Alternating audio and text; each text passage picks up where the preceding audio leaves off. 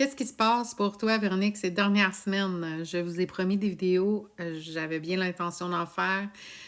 J'étais dans la chemue. C'est comme un papillon est dans son cocon puis qui se déconstruit complètement. J'avais encore des pieds dans la chemue, puis même en ce moment, il y a encore du healing qui se fait des derniers mois.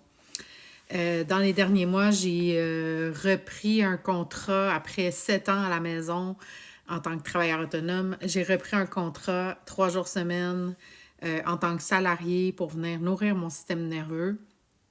Et ça a tout changé, en fait. Mon système nerveux avait vraiment besoin de ça. Heureusement, j'en ai déjà parlé dans l'autre vidéo, mais j'ai vraiment tombé sur une équipe incroyable où est-ce que je me sens épanouie, où est-ce que je m'épanouis en fait, que j'ai des beaux projets, des beaux services à développer. Ceci dit, intérieurement, j'ai pleuré quasi à tous les jours dans les dernières semaines.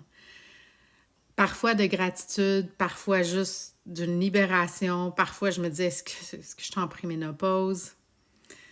Il n'y avait pas tout le temps des raisons, mais ça libérait, ça libérait, ça libérait. Et moi, le message que je reçois de mes guides, c'est healing. You heal. You are healing. Fait que je fais confiance à ce message-là. Ce que j'avais comme message aussi, en fait, en même temps que tu es en train de heal l'histoire, fermer complètement le cycle ancestral dans lequel tu étais, ce que je perçois dans mes pensées, c'est beaucoup de l'hypervigilance, d'être constamment surveillée.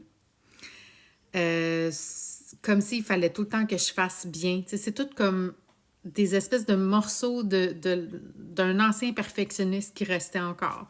Des morceaux parce que j'étais plus dans ça vraiment, mais il en restait encore au niveau de mes pensées, de comment est-ce que je fonctionnais intérieurement, qu'est-ce qui faisait en sorte que je prenais action vers telle voie.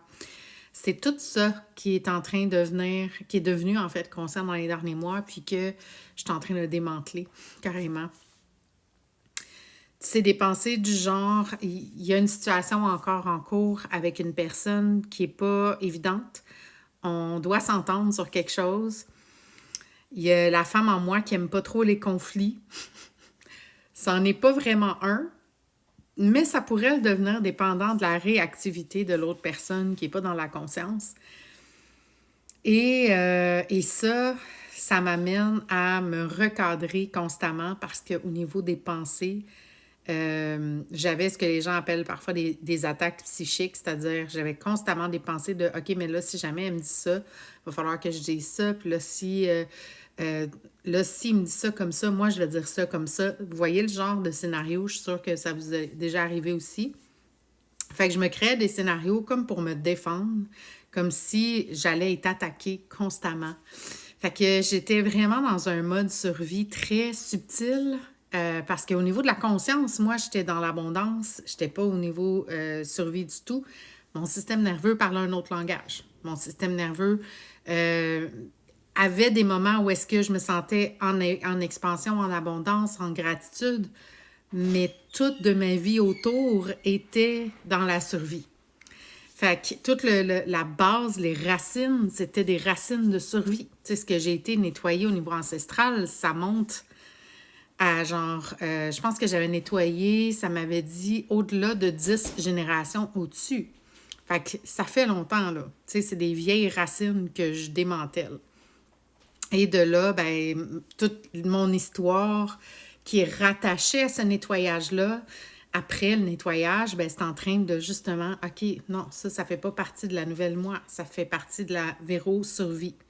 Fait que c'est vraiment une espèce de, c'est ça que je vous dis, j'étais comme dans la chemue, parce que c'est un peu ça qui s'est passé, tu sais, c'est l'ancien qui est en train de me quitter, puis le renouveau qui est en train de prendre place.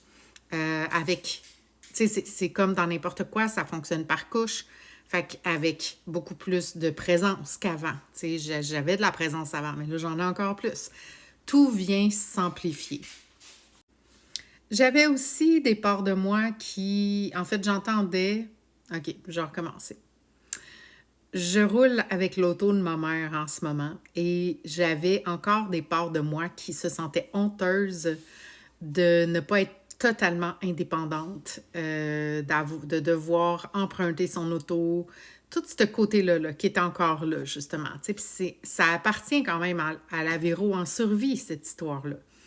Et il y avait un pneu mou sur sur la voiture de ma mère, du côté droit, en arrière. Donc, quand on voit au niveau du décodage, quand je vois le sens aussi qui me traverse en canalisation, c'était clairement relié au masculin. C'était clairement relié à « je dois encore me prouver ». Et ça fait vraiment partie de ce que je suis en train de détacher là, dans la chemue. Là.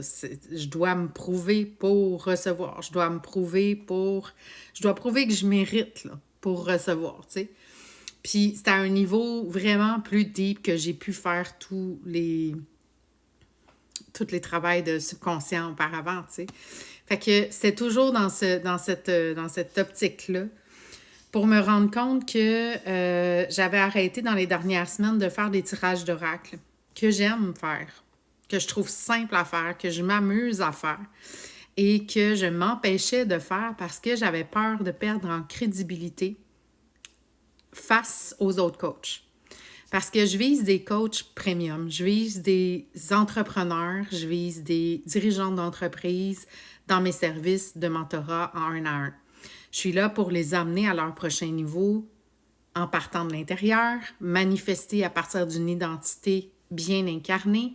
Et je me disais, la version de moi qui est en face de ces femmes-là, que je n'ai pas encore, je les ai rencontrées parce que je les côtoie sur Internet, mais je ne les ai pas eues en tant que cliente encore. Et je me disais, ben c'est parce que la version de moi, l'histoire que je me racontais, c'était la version de moi qui fait des multiples millions, qui aussi est au service de ces femmes-là, ne fait pas des tirages d'oracle.